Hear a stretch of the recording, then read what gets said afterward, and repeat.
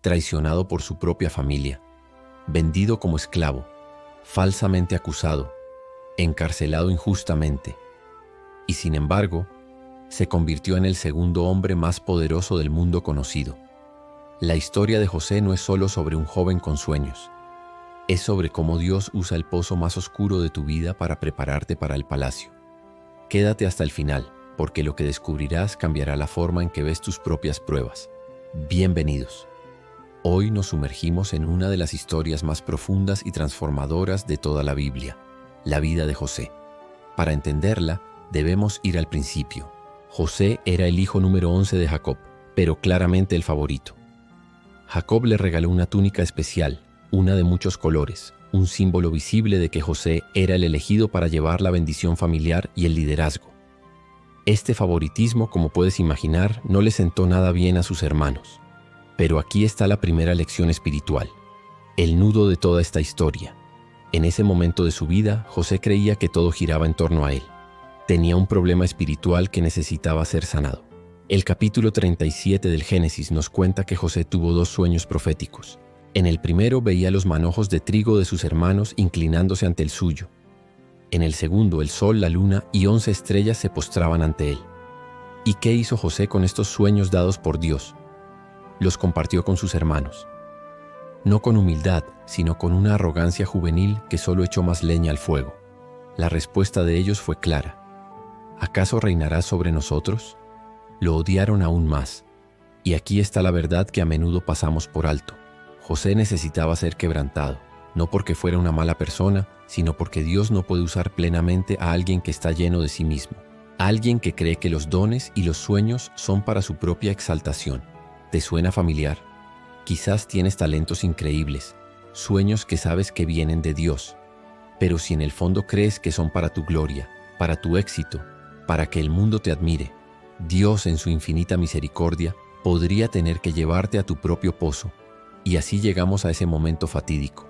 Sus hermanos, consumidos por la envidia, lo toman y lo arrojan a una cisterna vacía. Imagina la escena, la oscuridad total, el frío, el eco de tu propia respiración. Arriba las voces de tu propia sangre discutiendo si matarte o venderte como a un animal. Tu padre que te ama, lejos. Los sueños que Dios te dio, hechos pedazos. La túnica de colores, ahora manchada y arrancada.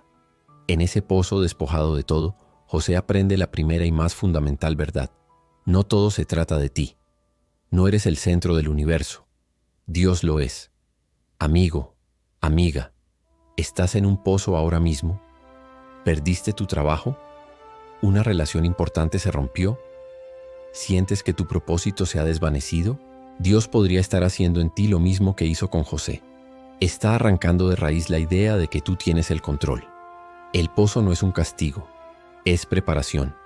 Dios te está enseñando a depender completamente de Él, especialmente cuando no puedes ver ni un solo paso adelante. Pero la historia no termina en el pozo. José es vendido como esclavo y llevado a Egipto, a la casa de Potifar, un alto oficial del faraón. Y aquí sucede algo asombroso. Génesis 39:2 dice: Mas Jehová estaba con José, y fue varón próspero. Espera un momento. ¿Dios estaba con él en la esclavitud? Sí, Dios nunca lo abandonó, ni en el pozo, ni en la caravana de esclavos, ni en tierra extraña. José trabaja con tal excelencia e integridad que Potifar lo pone a cargo de toda su casa. Prospera en medio de la adversidad, y es entonces cuando llega la siguiente gran prueba. La esposa de Potifar pone sus ojos en él y lo intenta seducir, no una vez, sino día tras día. Piensa en la tentación. José podría haber razonado: he sufrido tanto, merezco un poco de placer. Además, nadie se enterará. Estoy lejos de casa. Pero mira su respuesta. Es una transformación radical. Él dice: ¿cómo pues haría yo este grande mal y pecaría contra Dios? Aquí está la segunda lección. El cambio de enfoque. Ya no se trata de él, de su sufrimiento o de sus deseos. Se trata de Dios. Su lealtad ya no es a sí mismo, sino a su Señor celestial. Cuando tus decisiones morales se basan en si te van a descubrir o no, todavía estás en la mentalidad del pozo. Pero cuando tu primera pregunta es ¿cómo afectará esto mi relación con Dios?, has pasado la prueba de la casa de Potifar.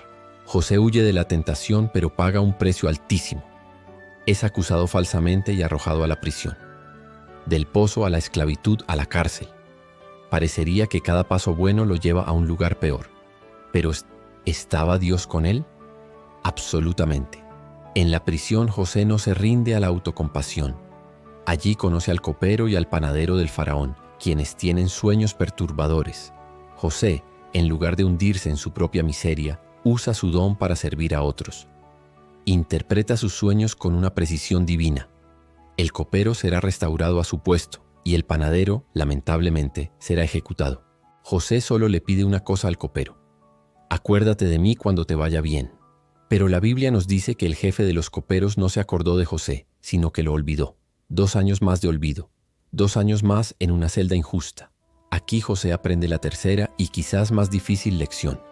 No se trata solo de ti, se trata de servir a los demás, incluso cuando no recibes nada a cambio. Pudo haberse amargado, llenado de resentimiento, pero en cambio eligió servir. ¿Sabes por qué muchos de nosotros nos quedamos estancados en nuestras prisiones emocionales o espirituales? Porque solo pensamos en nuestro dolor, nuestra injusticia, nuestra necesidad. En el momento en que empiezas a usar tus dones para bendecir a otros, incluso en medio de tu propio sufrimiento, Dios te está puliendo para el palacio. Y entonces el tiempo de Dios llegó. 2 años después, el faraón mismo tiene 2 sueños que nadie en todo Egipto puede interpretar. Es en ese momento que el copero finalmente recuerda: hay un joven hebreo en la cárcel que puede interpretar sueños. Sacan a José apresuradamente de la mazmorra. Lo afeitan, le dan ropas limpias y lo presentan ante el hombre más poderoso de la tierra. Faraón le cuenta sus sueños y mira la respuesta de José, la culminación de su transformación. Génesis 41:16. No está en mí. Dios será el que dé respuesta propicia a Faraón. ¿Ves el cambio? El joven arrogante que decía: miren mis sueños, miren mi futuro, ahora es un hombre humilde que declara: no soy yo, es Dios. El pozo, la esclavitud y la prisión hicieron su obra. José, ahora un vaso limpio y vacío de sí mismo, es llenado por la sabiduría de Dios. Interpreta los sueños.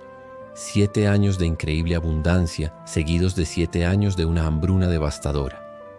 Faraón queda tan impresionado no solo por la interpretación, sino por la sabiduría del plan que José propone, que le dice: tú estarás sobre mi casa, y por tu palabra se gobernará todo mi pueblo. En un solo día, José pasa de ser un prisionero olvidado a ser el segundo al mando del imperio más grande del mundo. Años después, la hambruna golpea con fuerza la tierra de Canaán, y los hermanos de José, los mismos que lo arrojaron al pozo, viajan a Egipto en busca de comida. Se presentan ante el gobernador de Egipto sin tener la menor idea de que están inclinándose ante el hermano que vendieron. Después de probar sus corazones, José finalmente no puede contenerse más y se rebela.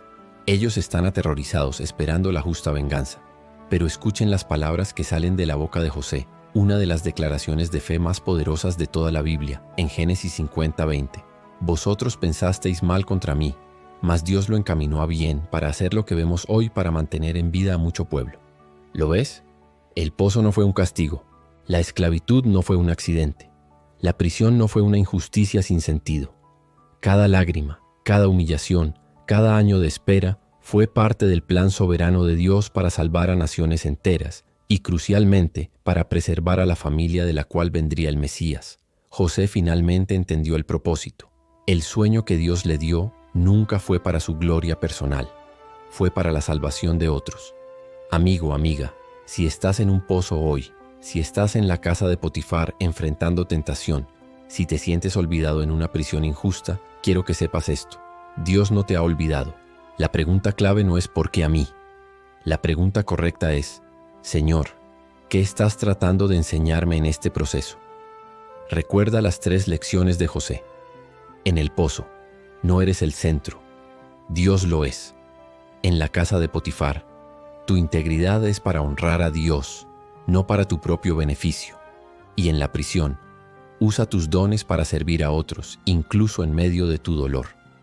Cuando aprendas estas lecciones en lo profundo de tu ser, Dios te levantará del pozo al palacio, no para tu gloria, sino para que seas un instrumento de su amor y salvación para muchos. Si esta historia ha tocado tu corazón, déjame un comentario contándome en qué pozo te encuentras y cómo confías en que Dios está obrando. Y no olvides suscribirte para nuestro próximo estudio. Recuerda siempre, tu pozo es temporal, pero el propósito de Dios para ti es eterno. Hasta la próxima y que Dios te bendiga abundantemente.